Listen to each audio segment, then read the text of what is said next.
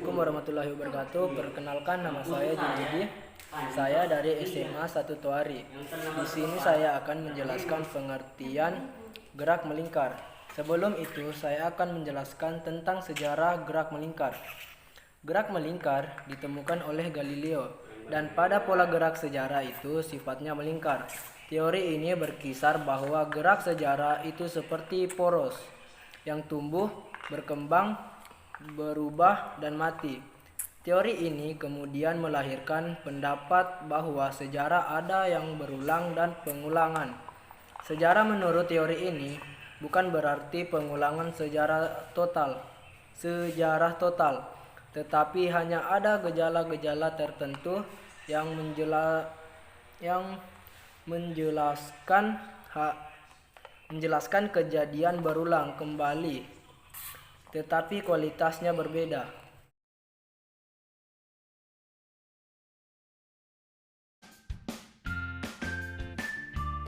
Gerak melingkar adalah gerak suatu benda menempuh lintasan melingkar dengan kecepatan tertentu.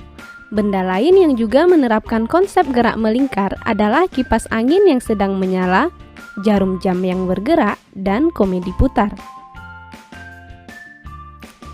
Sebelum kita membahas persamaan dalam gerak melingkar, kita perlu ketahui besaran-besaran dalam gerak melingkar. Pertama, periode dilambangkan dengan T. Berikutnya, frekuensi simbolnya F, kecepatan sudut lambangnya omega, posisi sudut ditandai dengan theta, kecepatan linier simbolnya V, selanjutnya percepatan sentripetal atau AS, dan terakhir gaya sentripetal atau Fs. Nah, teman-teman, sekarang kita bahas satu persatu besaran dalam gerak melingkar. Yang pertama, periode. Periode merupakan waktu yang diperlukan untuk melakukan satu putaran penuh. Periode dapat ditentukan dengan rumus T sama dengan T per N.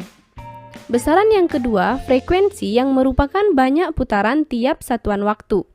Frekuensi dapat dihitung menggunakan persamaan F sama dengan N per T. Dengan T adalah waktu yang satuannya sekon dan N adalah banyak putaran. Adapun hubungan antara periode dan frekuensi adalah T sama dengan 1 per F atau F sama dengan 1 per T. T adalah simbol periode satuannya sekon dan F lambang dari frekuensi satuannya hertz. Besaran berikutnya adalah posisi sudut, yaitu besar sudut yang ditempuh tiap satuan waktu.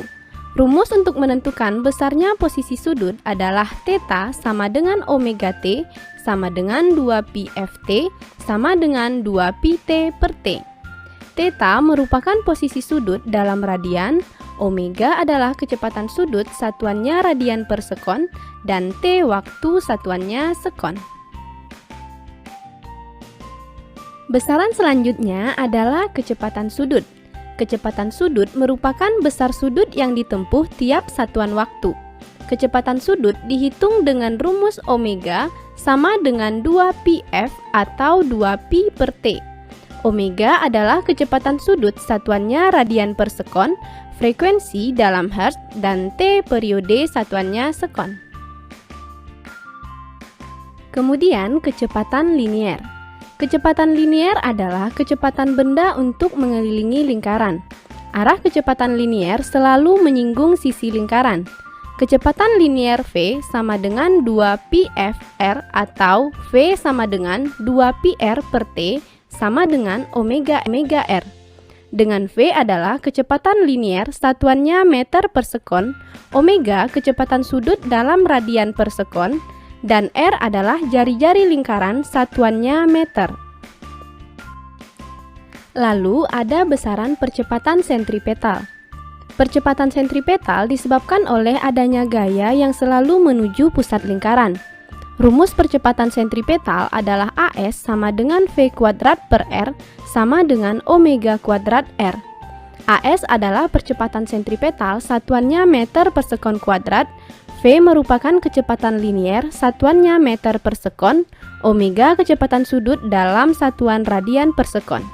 Dan besaran yang terakhir adalah gaya sentripetal. yaitu gaya yang arahnya selalu menuju pusat lingkaran dan tegak lurus dengan vektor kecepatan linier. Gaya sentripetal ditentukan dengan menggunakan persamaan Fs sama dengan MAS sama dengan mv kuadrat per R sama dengan m omega kuadrat R.